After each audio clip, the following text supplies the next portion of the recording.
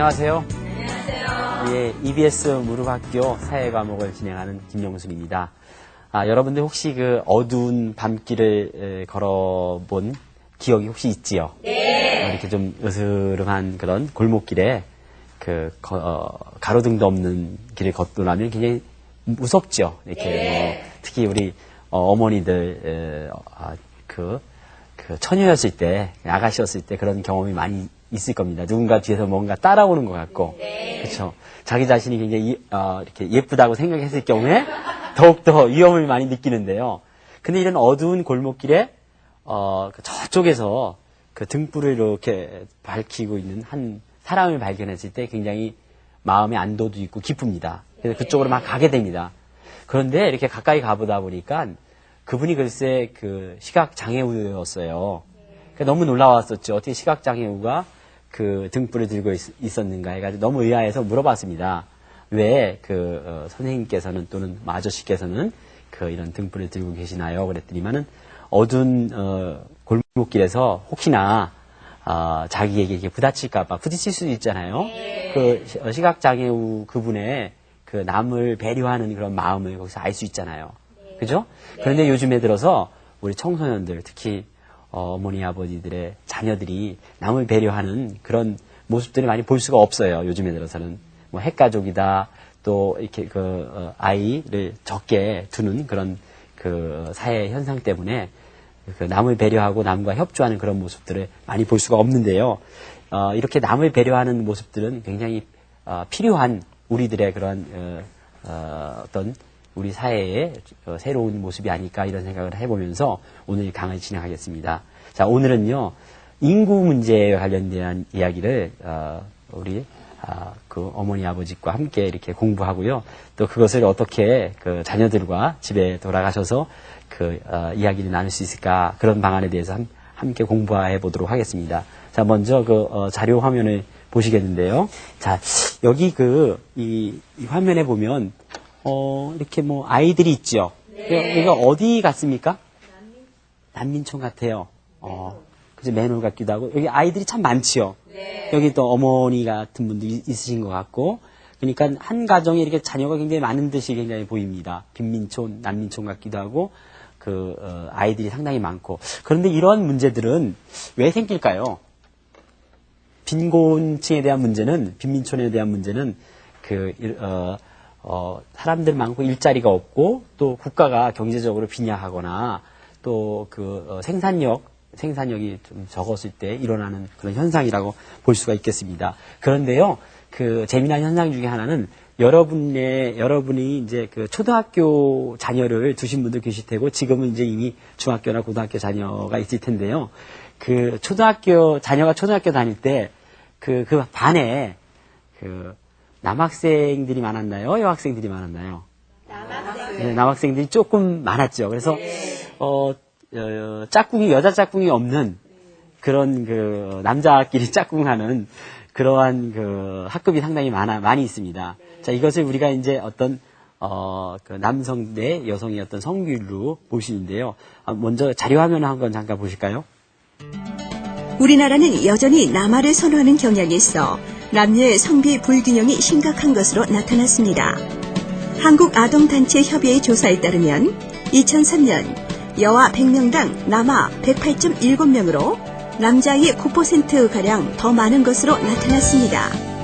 이는 지난 1993년 조사 당시 여아 100명당 남아 115명인 것에 비하면 다소 그 격차가 줄어들긴 했으나 성비 불균형은 여전히 우리 사회에 문제가 되고 있는 것을 알 수 있습니다. 예, 이게 성비율이 아주 심각해지면 또 문제가 일어나겠죠. 네. 왜냐하면 나중에 아들만 둔 부모님들은 이렇게 장가 보내기 굉장히 힘들어지게 될 거라고 생각합니다. 자, 그런데 이렇게 왜 남아들을 선호하는 그런 생각들을 갖게 될까요? 가부장적인 것도 있을 테고 또 어떤 조사에 의하면, 어떤 연구원의 조사에 의하면요, 신혼 주부의 70% 이상이 남아를 선호하는데 그 이유 중에 하나가 지금 어머니께서 이야기한 것처럼 뭐 가부장 제도도 있겠지만 뭐라 그러죠? 대를 잇는다.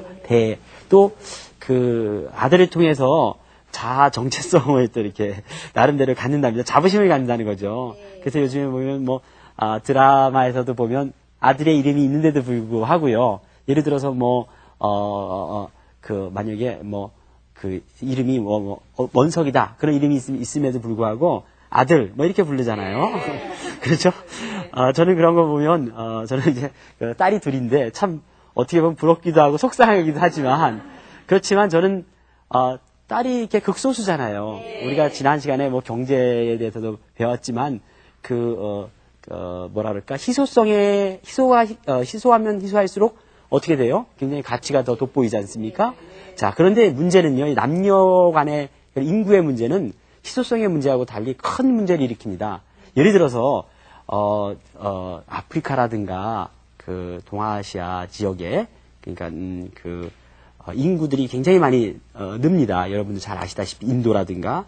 그런데도 국가의 경제적인 그런 성장이 인구의 성장 속도를 따라가지 못하기 때문에 극심한 아까 그 자료 화면에서 본 것처럼 극심한 빈곤에 시달리게 되죠. 그렇죠? 네. 자, 그런데 또 재미난 현상 하나는요. 유럽 같은 지역에서는 이렇게 신혼부부들이 아이를 안 낳아요. 아예 결혼도 안 하고 그냥 동거혼을 하는 경우가 상당히 많습니다. 그렇죠? 그 인구가 점차로 감소가 돼요. 그것도 큰 문제죠. 그러다 보면 나중에 청장년 한 사람이 노년 세네 분을 이렇게 부양해야 할 그러한 고령화 사회에 접어들면서 부양 대책들, 사회보장제도 이런 부분에 굉장히 많은 경비가 소요되는 거죠. 네. 자, 이런 문제들을 통틀어 우리는 인구 문제라고 이야기하고 있습니다. 자, 그런데 이제 이와 같은 인구 문제는요, 그 인구에 관련된 문제뿐만 아니라 다른 문제들과 이렇게 연관되어 있어요. 제가 방금 전에 설명한 것처럼. 그러면 그 인구 문제는 어떤 문제들과 연관되어 있을까요?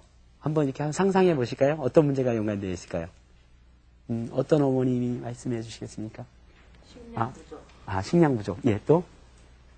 교육 문제. 교육 문제. 또, 아까 일자리 부족이 될 테고요. 또 의료시설 부분도 있을 테고, 여러 가지 인구 문제는 다른 문제와 이렇게 연결해가지고 그런 문제들을 갖게 됩니다. 자, 그런데 이런 문제는 해당 국가의 경제 성장과 아주 밀접한 영향을 갖게 되겠죠. 자, 뿐만 아니라 경제 성장뿐만 아니라 의료시설이라든가 교육시설 이런 부분들. 아이들은 많은데 예전에 우리 서울에서 보면은 2부제 학급, 3부제 학급 이런 게 있었죠. 근데 지금은 굉장히 해소된 편인데 그런 것을 비롯하여 여러 가지 인구 문제와 관련된 여러 가지 문제들이 발생하게 됩니다. 특히 인구 문제는요. 농촌에서도 문제지만 도시에서도 큰 문제를 갖고 있죠. 네. 자, 우리가 생각해 봐야 될 건 뭐냐면 인구 문제가 인구의 이동과 관련이 되어 있습니다. 자, 인구의 이동과 관련이 되어 있다는 것은요. 국내 이동과 국외 이동이 있는데요. 자, 우리가 국내 이동은요.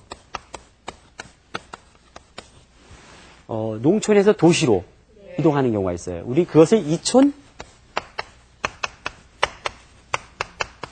향도라고 얘기합니다. 농촌을 떠나서 촌에서 이사해가지고 어디? 도시로 향한다라는 얘기죠. 그러니까 농업에 종사하는 인구가 줄어들게 되겠죠. 자, 뿐만 아니라 도시에서는 어떤 문제가 생깁니까? 도시에서는 인구가 많이 늘다 보니까 도시에서 나타나는 인구 문제는요. 도시 문제에서는 자, 주택 문제가 있겠죠. 주택 문제가 있습니다. 왜냐하면 사람은 많은데 살 집은 적다라는 거죠. 자, 이렇게 또 도시로 일자리라든가 자녀들의 교육 문제 때문에 이사를 와서 사는데 일자리를 잘 얻으면 모르겠지만 일자리를 못 얻어가지고 미취업 상태에 빠지게 되는 경우가 있습니다. 그렇게 되면 경제적으로 굉장히 힘드니까 도시의 변두리 우리가 흔히 얘기하는 뭐라 그러죠? 그렇죠. 달동네라든가 이런 아까 우리 사진에서 보듯이 빈민촌을 형성하게 됩니다. 이런 문제들은 도시 문제를 야기시키게 된다는 거죠. 자, 그렇게 인구 문제는요. 단순하게 생각해야 할 것이 아니라 굉장히 복잡한 문제를 파생합니다. 그래서 뿐만 아니라 이런 인구 문제는요. 국내에서의 이동뿐만 아니라 국제 이동이라는 게 있습니다. 자, 이 국제 이동은요. 여러 가지 경우를 들 수 있겠는데 우리가 역사적으로 이렇게 보면 한때 우리도 다른 나라로 이주한 경우가 있어요. 어떨 때 이주했었죠? 혹시 그 애니갱이라고 들어보셨습니까? 멕시코로 일을 하러 떠난 적이 있었고요. 그죠? 자, 멕시코라든가 그렇죠. 중동 고전에 하와이도 있었죠? 하와이, 중동과 비슷한 시기, 좀 약간 빠른데 독일에 화독 광부라든가 간호사들이 간 적이 있었죠. 그렇죠? 그 다음에, 최근에는 이러한 현상들이요. 최근에는, 이제는 교육의 문제 때문에 국제 이동을 하는 경우가 있습니다. 자, 재미난 현상 중에 하나는요. 미국에 있는 그런 여러 대학이 많이 있지 않습니까? 그 대학에서 미국의 본토 졸업생들 빼고 가장 많은 유학생들이 가서 졸업하는 것이 한국 학생들이랍니다. 근데 아이러니하게도요, 그 한국 학생들이 떠난 그 자리에 우리나라에는 이제 한류 현상과 아울러서 동남아 지역에서 그 학생들이 많이 와서 또 우리 나라 학교들이 채우고 있어요. 그 재미나죠. 우리는 공부하러 떠나고 그들은 오고. 자, 이와 마찬가지로 이렇게 국제 이동은요, 여러 가지 원인을 갖게 됩니다. 지금 이런 멕시코, 하와이, 중동으로, 독일로 떠난 것은 경제적 이유라고 우리가 볼 수 있겠죠. 자, 이런 이동을 경제적 이동이라고 합니다. 자, 그런데 우리 그 북한 난민들이 이렇게 우리 한국으로 오는 경우, 이런 경우는 무슨 경제적인 것도 있겠지만 정치적인 이동도 있을 수 있겠죠. 그것을 정치적 이동이라고 하는데, 이런 예는요, 우리가 한때는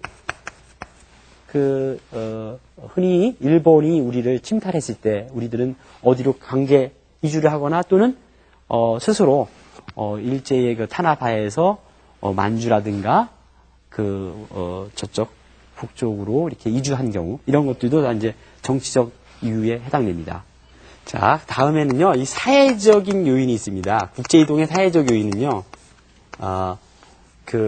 종교에 의해서, 예를 들어서 우리가 예전에 기독교를 전파받았고 또 우리 선교사들이 나가잖아요. 네, 그런 경우가 있을 수 있을 테고, 또 하나는 교육적 이유에 인해서 방금 전에 설명한 것처럼 해외 유학이 급증했습니다. 물론 우리나라에 또 들어오는 외국에서의 유학생들 많겠지만, 자, 흥미로운 현상은요, 기러기 아빠라고 이런 타약적 용어가 나올 정도로 우리의 교육열은 굉장히 세죠. 네. 그래, 이렇게 지금까지 설명한 국내 이동, 국제 이동 이런 부분들을 다 합쳐서 어떤 인구 문제를 발생시킬 수 있는 하나의 요인들이 됩니다. 이제 인구 문제에 관련돼서 좀 이렇게 좀 맥이 잡히신가요? 네. 자, 그런데 이 인구 문제는요, 산업화가 됨에 따라서 또 이렇게 일어나는 그런 요인이 있는데요. 한때는 경제적 이유 때문에 우리의 어르신네들이 뭐 하와이로, 독일로, 중동으로 돈을 벌러 갔었습니다. 그런데 요즘에는요, 3D 업종이라고 들어보셨죠? 굉장히 힘든 업 같은 경우에 이제 우리도 이제 경제가 이렇게 성장해가지고 그런 일을 잘 이제 하시려 하지 않잖아요. 근데 그런 자리를 외국인 노동자들이 그 자리에 메꾸고 있어요. 그렇죠? 자, 그런데 이 외국인 노동자들이 우리나라에 들어와가지고 여러 가지 그런 좋은 일도 하고 있지만 또 우리는 그들에게 과연 어떻게 대할까, 이런 문제들도 인구 문제에 해당됩니다. 자, 우리는 그들을 어떻게 대하고 있고 바라보고 있는지 준비한 영상이 있는데 함께 보실까요? 우리나라 60, 70년대 근로자들이 외국으로 나가 일을 하면서 우리나라에 있는 가족들의 생계를 책임졌던 때도 있었는데요. 지금은 오히려 외국인 근로자들이 우리나라에 와서 많은 일들을 하고 있다고 합니다. 이들이 이제 한국 사람들이 취업을 꺼리는 이제 3D 업종, 위험하거나 힘들거나 더러운 사업장에서 열심히 땀 흘려 일하면서 우리 경제 발전에 도움을 주고 있는 이들입니다. 그렇군요. 우리와 말이 통하지 않아 낯설게 느껴졌던 외국인 근로자들에게 이러한 어려운 점이 많았군요. 지금이라도 길거리에서 만나는 외국인 근로자들을 다시 봐야 할 것 같은데요. 한국에서 우리 어릴 때 사람을 그리면 살색이라고 하는 걸 칠하지 않았습니까? 그런데 우리에게나 살색이지 피부색이 희거나 검은 사람들에게는 살색이 아닌데도 우리는 굳이 살색이라고 표현을 하고 이제 사용했었습니다. 그러다 보니까는 이제 피부색이 다른 이들에 대한 이제 차별이나 선입견을 우리는 가지고 있었다는 사실입니다. 이 피부색은 다르고 언어가 다를지라도 우리와 똑같은 사람이고 사람에게는 인권이 있다는 사실을 우리 모두 알고 살아갔으면 좋겠다고 생각합니다. 어떻게 보셨어요?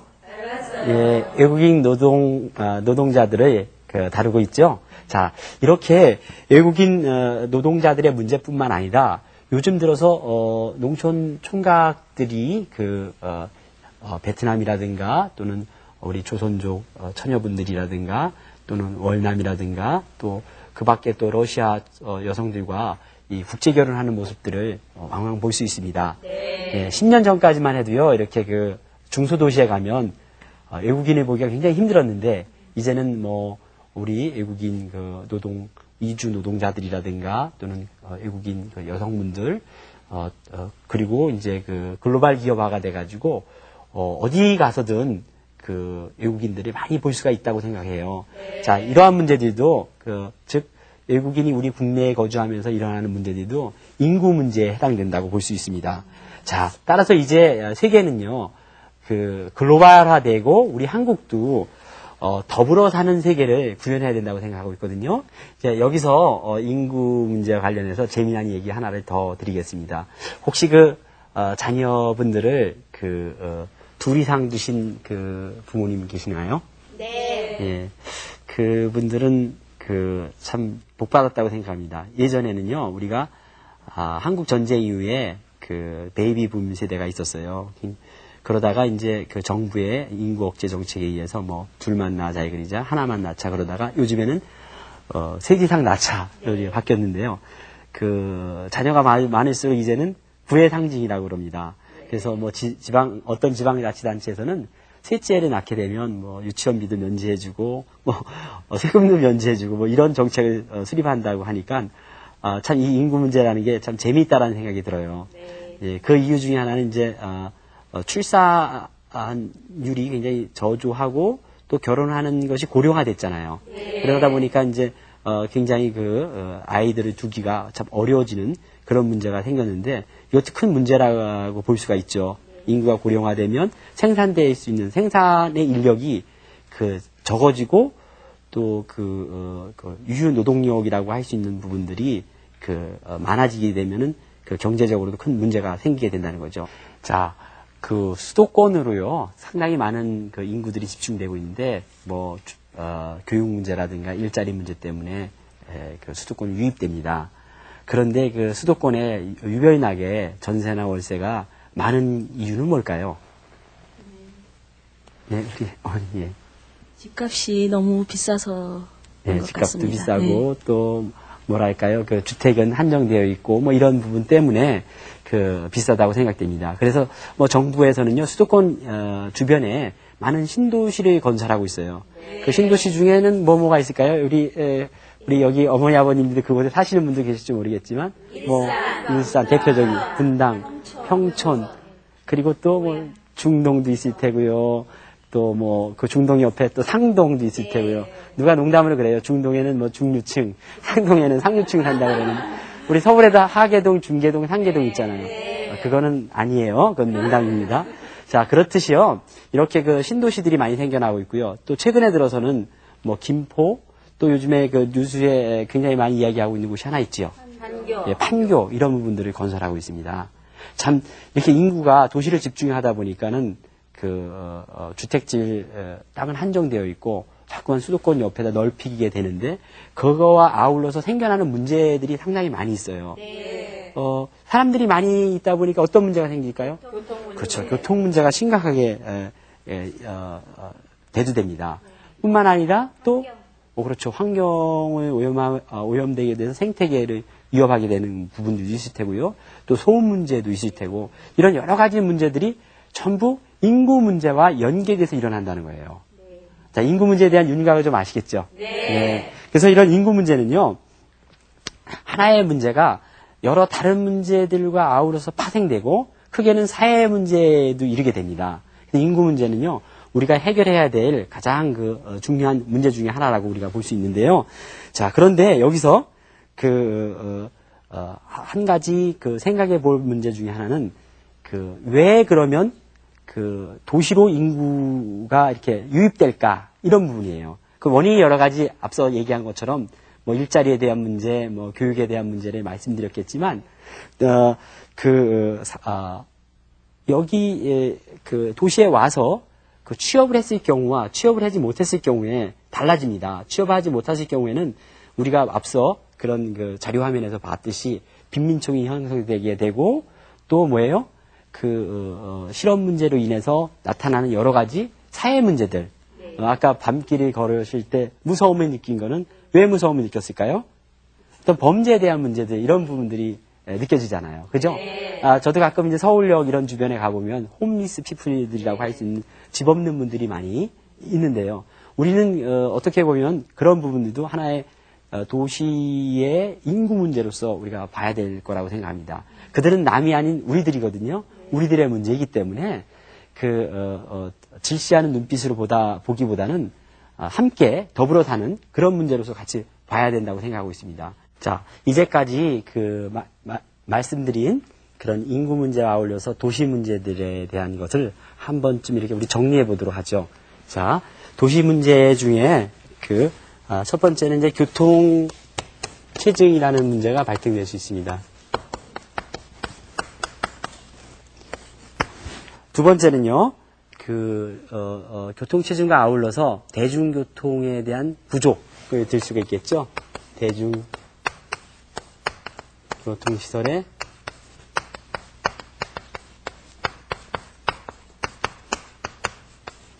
특히 이 대중교통시설의 부족 현상은요, 저도 많이 가끔 경험합니다. 제가 이제 아침에 일찍 서울에 무슨 회의가 있어서 올 때 경인선 전철 1호선을 탑니다. 완전히 콩나물 시루라고 할 수도 있고요. 혹시나 어르신네나 어린이가 타면 질식할 정도예요. 네, 굉장히 아주 대중교통에 대한 문제가 심각하다고 봅니다. 자, 그 다음에 세 번째 문제로 등장할 수 있는 것은요, 물론 이제 도로 및 철도에 대한 어떤 부족도 우리가 얘기할 수 있겠어요. 이것도 교통에 대한 문제인데요. 교통 문제인데, 자, 시내에서는 교통 체증이지만 시내와 다른 외지를 연결하는 여러 가지 그런 교통망을 말씀드리는 거예요. 자, 그 다음에 네 번째 문제는 뭐냐면 교통과 어울려서 교통사고의 발생률이 굉장히 커요. 사고 발생률이 증가하죠.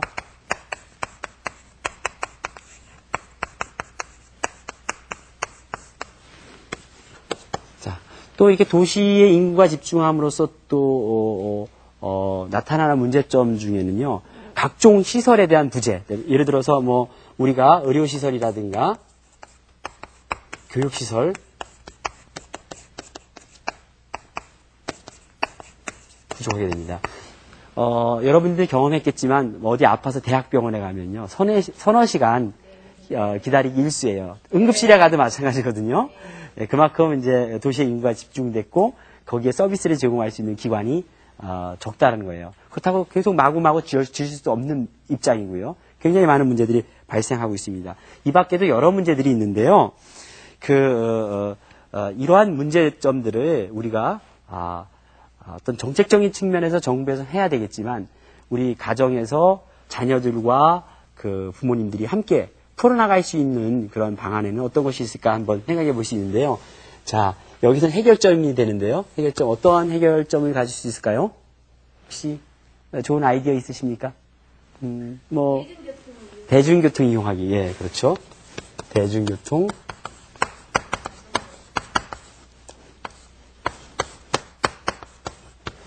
그렇죠. 대중교통을 이용한다는 것은요, 요즘 보면 이렇게 출퇴근할 때 혼자서 1인 자가 운전자들이 상당히 많잖아요. 네. 우리 기름도 한 방울 안 나는 나라에서 거기다가 기름값 들죠? 또 뭐예요?